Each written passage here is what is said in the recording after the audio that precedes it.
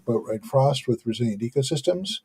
And I will be here alone today, which means it's probably going to be a short show, but I do have a slide presentation for you. And as we promised last week, we will be talking about blue collar jobs, or what we call the blue collar holler. To that end, let's get right to it and buckle up. We'll talk a little bit about jobs and what's going on with them. So let me get back to the sharing screen and bring that up.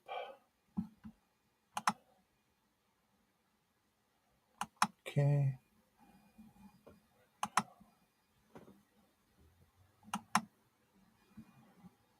And okay, here we go. So where the jobs are and why. We've talked about this a lot, so not going to go over old ground very much.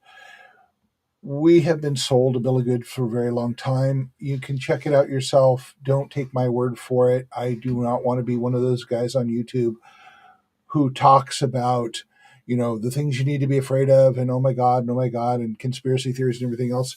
This is pretty well documented. But we don't pay attention to a lot of stuff that's going on. So I will invite you to look for yourself. We will be having one article to talk about, but we support a system that does not support us. And we believe things that a simple math, look at it mathematically, will tell you does not work. So let's jump right into it. And apparently I'm going to be jumping into it differently. Okay. Why am I not forwarding this? All right. So I have to bring up the other side of this. Just a second. All right. Here we go. All right. So there are 3 sections to this. The last one will be fairly short, but we'll talk about it for a bit. When profits are the only motive, what do we have to look at? Virtual reality and transitions. And what does this have to do with jobs? We'll get there. All right. So profit motive. Short-term thinking in a world that needs long-term solutions. Profit is a very short-term way of looking at things. It is only about profit. It is only about short-term. It is about getting now and not worrying about the future. So this slide talks about, on the left, as you're looking at it, is a picture of what we think accounting looks like and what corporate accounting looks like. And it, talks about payables and ledgers and assets and revenue and credit. And this is all true, but it's driven by the facts on the right.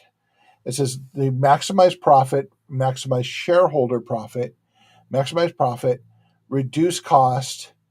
Human resources are replaceable. You do not really matter. You're just a cog in the machine. Waste is not our concern. Packaging cost is. Resources should be externalized if possible. Now, what does that mean? It means that you pass that cost on somewhere else, so it's not a cost to you, which is a really dangerous thing to think about when resources on this planet are shrinking, and we only have one planet. I think the last thing I looked at was like we're using resources like we have 2.5 planets right now. And the U.S. is the worst of it because we have the smallest population and the largest resource usage. I think we are a fraction of the total. We're 331 million or something like that. I'll actually have that number later. But we use 25% of all the resources. So we need to understand that when we talk about maximizing profits, by reducing costs, you charge as much as you possibly can as the market will bear, while reducing costs to maximize your profits. And you've all heard this again and again and again from lots of reliable sources that profit margins are off the charts for most of the companies these days. And costs are being reduced all the time. Human resources, you get as cheap as you can. It doesn't really matter because you can always replace them. And then waste, again, is not a concern. And packaging cost is. And it's only when the resources get so small and the costs go up that it will become a concern. And by then it's too late. So let's move on to the next slide. When profit is the only motive, this is the future. This is our outcome. Miles and miles and miles of wasted landfill that we are not recycling and using as resources again, and depleting water supplies, depleting food supplies. These are all things that are going to happen, not could happen, are going to happen unless we start addressing it now. And we've been talking about this since the 1960s, and we haven't made any forward progress on this, except token progress to make everybody feel good. But we need to kind of start talking about this and driving it from the bottom up. We'll talk about that in another show when we talk about grassroots movements. So let's talk about virtual reality. And when the real reality, like we just talked about, needs to be hidden, we have virtual reality. So I'm going to start off with, they talk about game theory and they're talking about, how to change things. But let's talk about game theory in not so much the monopoly sense or the risk sense for war and capitalism. Let's talk about it in the Jenga sense, that capitalism is about continuing to remove the sticks in the Jenga stack until it collapses. They aren't worried about the collapse. They're worried about getting what they can now by pulling each of the pieces out of it. And that is what capitalism is. It's look around you, read documents, look at how it works. And I want to say something very clear here. A lot of people think that you cannot have democracy without capitalism, and that is simply untrue. Democracy is a form of government. Capitalism is a form of an economic engine, sort of, but it has been it corrupts democracy. It does, unless it is checked and regulated, which we haven't done for a very long time. The second slide here is dominoes, and it says climate change because climate change is changing everything. And we have to look at the long-term effects and the short-term effects of climate change and measure that against short-term profit in the quality of our lives and our ability to exist and not become homeless ourselves, not drop into poverty ourselves. And we need to do this now, today, this minute. And part of the transitional process is knowing where the jobs are so we can be safe while we start addressing these things. Because right now, many of us can't even talk about these things because we don't have that security. So let's talk about white collar. It's about education. You can't get a white collar job, or it's very hard to get a white collar job without a degree. The jobs are usually in the corporate, the government, or the education sectors, because that's where those education jobs go. And the promise of ongoing jobs and good paying jobs are there. But and potential power and the ability to be upwardly mobile. The short term is, again, the focus of all of this. It's high risk and debt.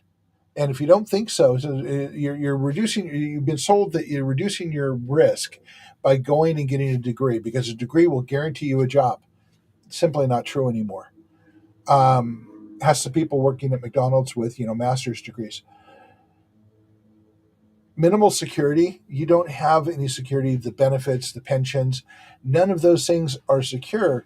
But you're going for wealth that's supposed to help offset the risk and provide security, but it doesn't. The numbers don't support that. Lots of promise, little delivery, and it's getting less every day that we don't start addressing it. So blue collar works. You need training, and training can come in many forms. We'll talk about that in a minute. Government is one of the employers because government need people that can build things, fix things, keep things maintained and moving forward. Small business. You can even have your own small business, corporations, and utilities. There are lots of places for somebody with those skills to work. They're local. They cannot be offshored. Okay, they have to be local because you are required on the ground right here. They provide service to the community, and they provide service continuity, the ability to keep things working as they move forward. Now, also, they provide knowledge. So I want stop here and sidestep for a moment. We have planners and designers that design systems, but those systems are often designed in a theoretical way, and it's the people on the ground that are looking at it that will figure out and pass on the information of how it needs to be done to actually work. It has good pay. It has security. They usually, if you're in a union, you get a pension, and it has longevity. There's a clear path with the unions to absolute protection and somebody to represent you if there's a problem. All right. So, virtual reality, here we are, the treadmill. And I'm going to read an article to you that I have to pull up now. Just 1 second. And we will go there. And I'm going to read the headline, and I'm going to talk a little bit about. Here it is. All right. So, this is NPR. It's from April 25th.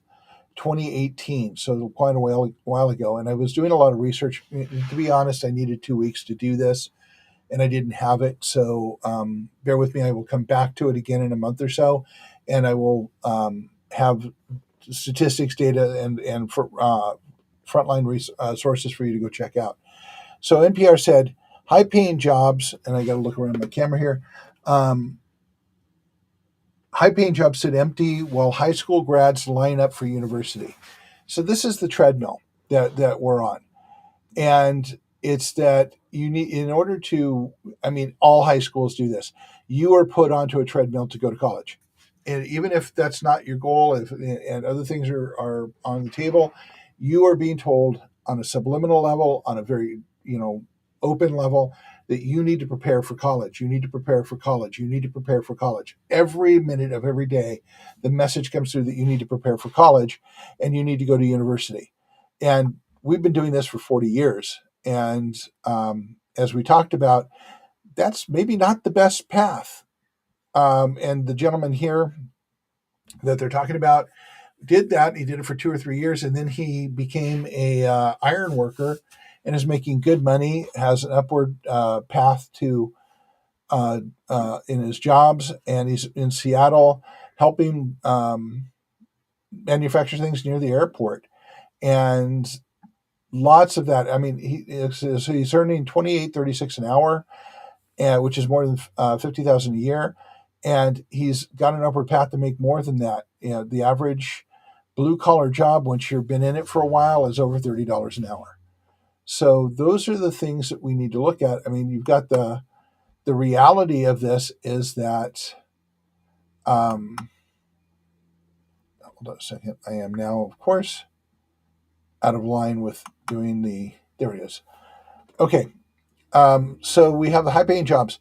University, let's just get the points out there. University equals debt, but it does not equal jobs. So you can get a degree and you can, hope to get a job. It supposedly gives you an edge in the job market, but it does not guarantee you a job and hasn't for a long time. Degree inflation. In the 70s, all you needed was a high school degree. In the 80s, you needed to have a college degree, a bachelor's degree, a degree in arts and sciences, whatever would get you a job. In the 2000s, you needed a master's degree, and now we're edging toward PhDs and doctorates. Now, have the jobs gotten more complicated? Yes. Have they gotten that much more complicated where you need another 4 years of school to do it? Not really. I know I know people without degrees who are better IT people than the people who have degrees. College does not teach you to think. College does not teach you skills. College warehouses you off the job market and creates debt until you get there. Has that always been true? No, but it's more true today than ever, which is another show that we will be doing on our education system. All right, so let me move forward on this. Okay, here we go. I need to get back here. All right. So, what are the opportunities in blue collar jobs? Let's talk about education.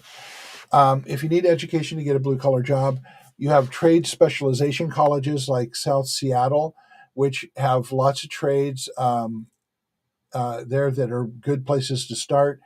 Junior colleges are by and large dropping trade programs. for nursing programs, which are very much aligned with the trade programs, but are seen as a more profitable path. It's not true, but it is perceived that way. And a lot of this is about virtual is the perception. Full offer colleges like Olympic College has become our local college, where they actually offer degrees now. They have very little in the way of trades, and they are going to try and push you into higher college degrees or offer you a degree themselves and help you get a job in nursing. Now, none of these are very good at helping you get jobs. They are helping you get certified so that you can potentially get a job. And trade schools, I have my own personal history of trade schools. They are the one I went to was, I can't call it a scam, but it was the next thing to it. They did teach me welding, and I was a very successful welder. It's something that's in my background of many, many, many things. Um, but they were about making money and not providing an education, and they helped. And my guaranteed job introduction was being shoved in a room full of phone books and told to start calling. Now, my experience wasn't good, and I will not say that all trade schools are like that. They are most likely not, but my experience was not good. So the opportunities for engagement, um, there are two that I consider the best ones that are there, and I've worked very closely with the IBEW in the past, and they are always looking for people to enter the apprenticeship program. The IBEW is the International Brotherhood of Electrical Workers. And I've heard that almost all the unions are in dire needs for people to enter apprenticeship programs. I will tell you that the jobs are there and are waiting for people to do them.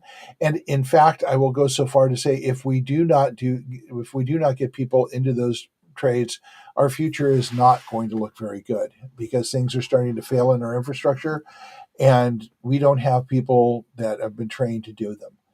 Apprenticeship programs. Now, in our own county, we have Kids Up Transit, who will train you to be a bus driver, who will help you get your CDL. And they do not have enough people applying to do that and to expand the routes out. The complaint is that the old routes don't go to late enough. They don't open on Sundays. They don't go as often. They can't do it without drivers.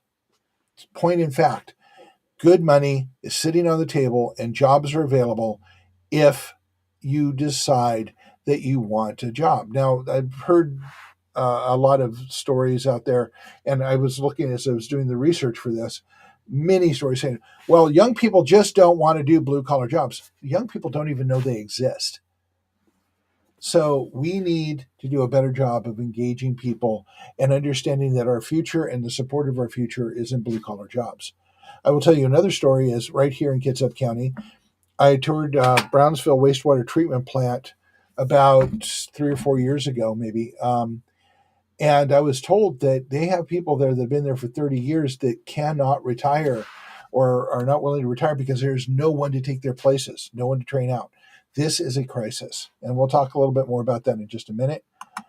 Yeah, right now, as a matter of fact, blue collar crisis. There are millions, literally millions and millions of jobs that cannot be offshored, that pay good wages, that have security and benefits, and many of them have union protection that are available here today, and there's no one to take them. So bus drivers, as I mentioned, Kitsap Transit is looking for people. PSE and all of the utilities across the country are looking for linemen. Electricians are needed. We saw that in COVID, that a lot of people were calling for plumbers, electricians, people to do repairs on their houses. And not only because of COVID, but there just weren't enough around to do it. And there were 3-month waiting lists to have somebody come in and fix your toilet or whatever. So we need people to do these jobs. Wastewater treatment, as I mentioned, in Brownsville, construction. There are all kinds of construction jobs everywhere and not enough construction workers to do it. Landscaping, and more importantly, landscaping is part of landscaping, but grounds care and growing and taking care of the parks, the cityscapes, and everything else. Welders are always in need. plumbers, and sheet metal workers, auto mechanics. None of these jobs can be offshored elsewhere. They are here. They pay well, and there are retirement benefits, and frequently there are unions involved in all of them. So I hope that people consider that because we are in a crisis. We need people today. So transitions, the way forward, it requires a fundamental change, a paradigm shift. And we are looking for transitions because capitalism isn't working. It hasn't worked. It's not been regulated. We have 331.9 million people in this country. The sustainable job market is shrinking and has been shrinking since the 1970s. We have a lot of people out of work. We have a lot of people homeless. And it's not only because of drugs and being crazy, it's because there's nothing forward to them. Our entire generation, I think they're calling them alpha now. I'm not entirely sure why, but um, are looking ahead into the future and they're not seeing anything. We have virtual worlds where people are going to try and be, YouTube stars, as I talk to you on YouTube, um, and are trying to find other ways to make a living that don't have any application in the real world except for entertainment. Well, entertainment only works as long as people have money to pay for entertainment, but that's shrinking too. We need to start working on real things that support our humanity and find a way to transition from capitalism. But again, we all need to be secure before we can have that conversation. Otherwise, our lack of security will overrun that conversation. So I hope this helps you find a way forward to a way that we can start at beginning a discussion for transition because we need to be somewhere else. And the people in charge, as we call them, the representatives of us, don't represent us. They represent the corporations who make billions and billions of dollars on us, have record profits, and while we all start to starve. Climate change is going to change the availability of food. It's going to change the work that we do, the weakness in our infrastructures, and it's going to make blue collar even more important. We need to change our educational system. As I say, I'll do a whole show on this so that we start working on skills and looking at long term change instead of short term gain. All right. Anyway, that's our show for today. I don't even know how long because I've got this. So 22 minutes, I guess.